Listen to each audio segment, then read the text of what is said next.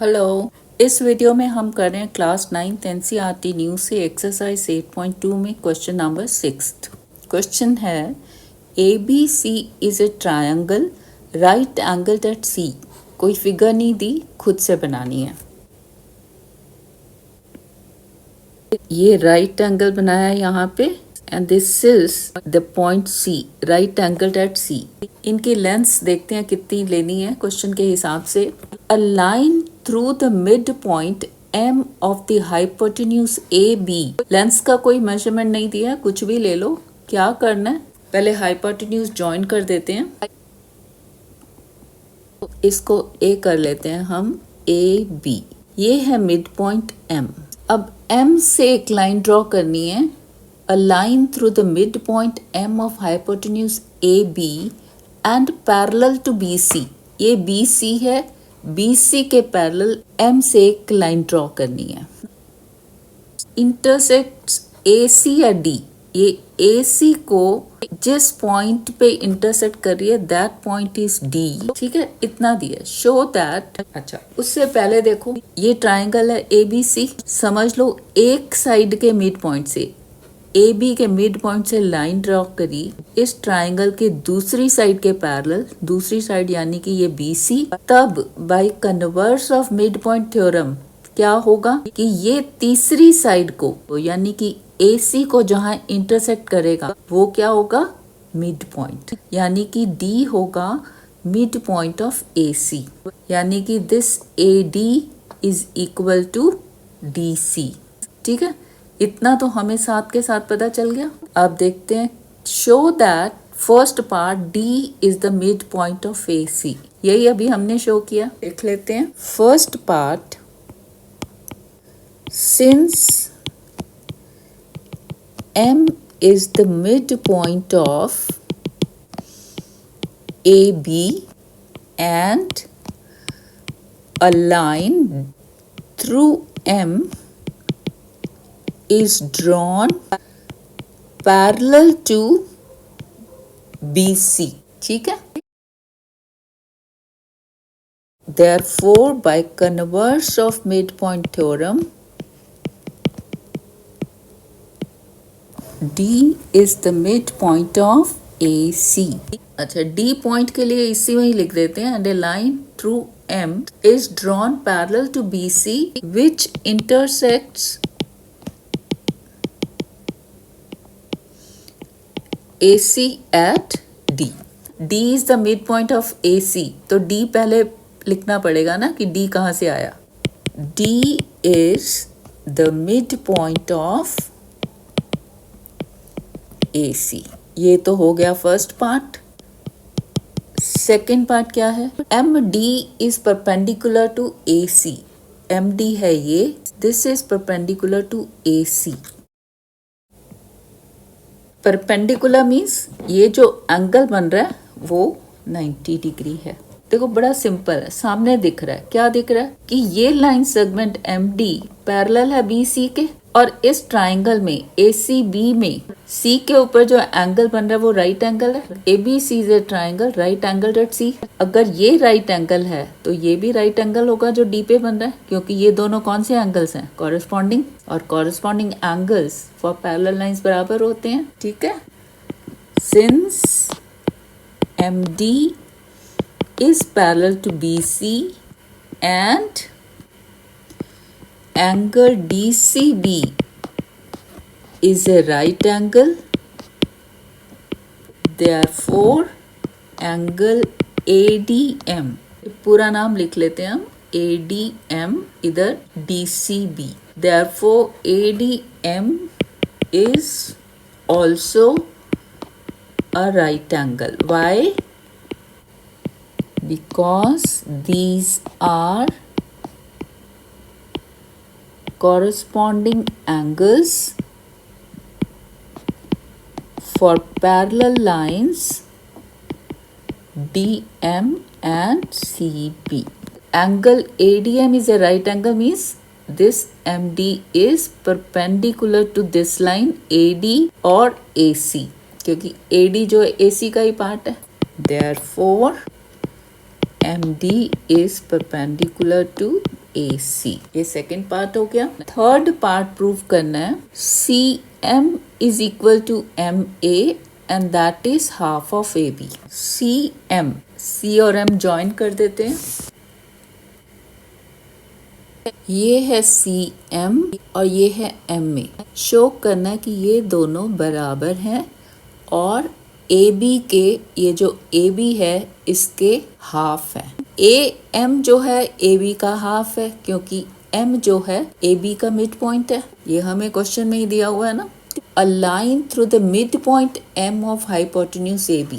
ये M जो है AB का मिड पॉइंट है, यानी कि AM is equal to half of AB।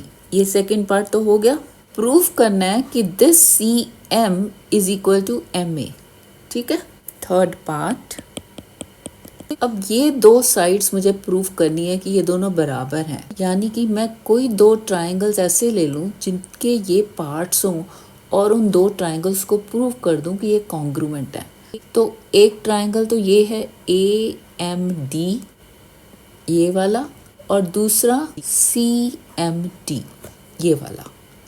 इनको मैं प्रूव कर दूं ये कॉन्ग्रुएंट है तो CPCT से मुझे मिल जाएगा कि this AM is equal to CM।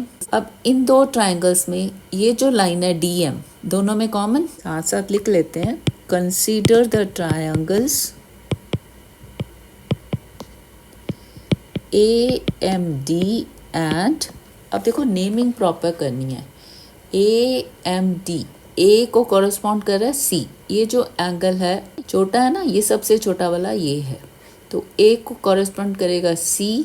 M और D तो कॉमन है, AMD इधर से CMD। इसमें MD is equal to MD, why? Because this side is common and this AD is equal to DC। क्यों? क्योंकि फर्स्ट पार्ट में हमने प्रूफ किया है कि D is mid point of AC। D mid point means this AD is equal to DC. AD is equal to DC by first part. दो sides मिल गई, बीच का एंगल देखो। वैसे तो ये राइट एंगल ट्रायंगल है। राइट एंगल ट्रायंगल में हम क्या क्या देखते हैं? RHS, यानी कि एक साइड, एक राइट एंगल और एक हाइपोटेन्यूज। अगर हम इन दो ट्रायंगल्स को देखें ADM, तो इसमें AM हाइपोटेन्यूज है और दूसरे वाले में CM हाइपोटेन्यूज है। हाइपोटेन्यूज तो मुझे प्रूफ करना है, तो RHS यहाँ पे नहीं लगाएंगे। ऑल्दो द एंगल इज 90, उसको ऑर्डिनरी एंगल मान के चलेंगे।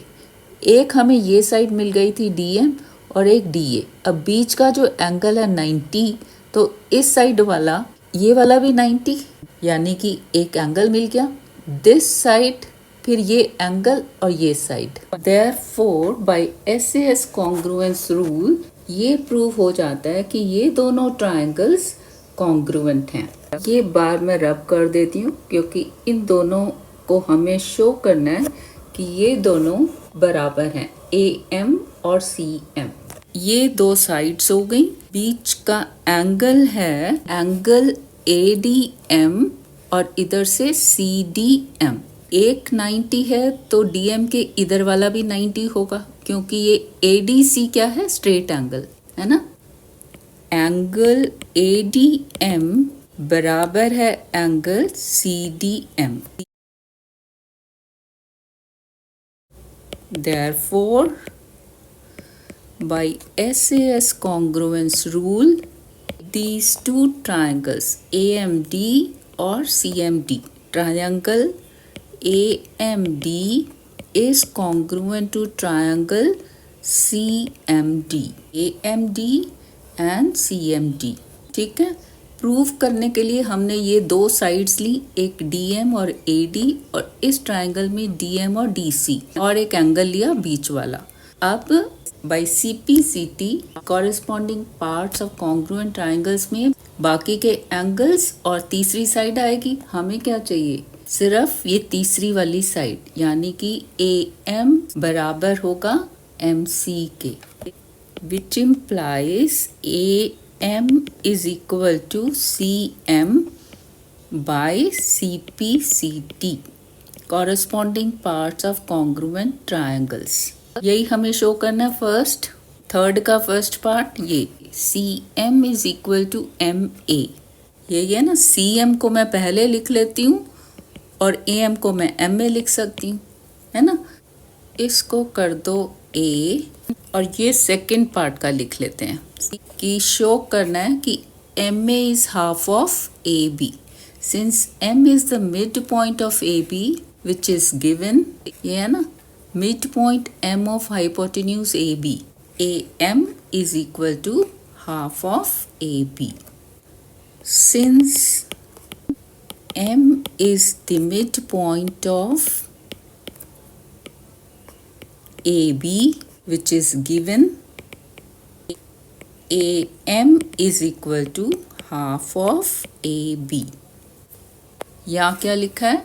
MA is equal to half of AB, यानी कि AM को मैं लिख दूँ MA is equal to half of AB. इसको कर दो B, ये वाला था A by A and B क्या हो जाएगा? CM बराबर MA बराबर half AB, that is CM is equal to MA is equal to half of AB by A and B. So third part also proved. यहाँ पे आपका ये chapter quadrilaterals ख़त्म हो जाता है। उम्मीद करती हूँ सब अच्छे से समझ में आ गया होगा। अगर वीडियोस अच्छी लगी तो लाइक कर दो, नए हो तो सब्सक्राइब कर सकते हो। Thank you, thanks for watching.